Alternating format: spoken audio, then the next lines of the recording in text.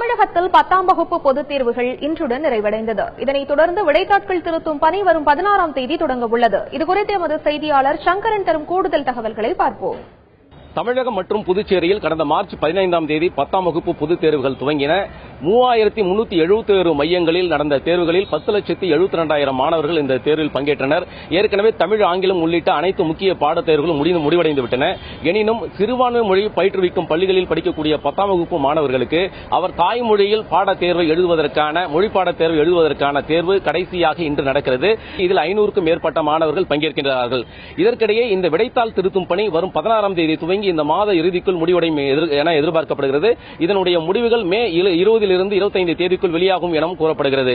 இதற்கிடையே 12ஆம் வகுப்பு விடைத்தாள் திருத்தும் பணி ஏறக்குறைய முடிந்துவிடும் நிலையில் இருப்பதாக தேர்வுத்துறை வட்டாரங்கள் தெரிவிக்கின்றன.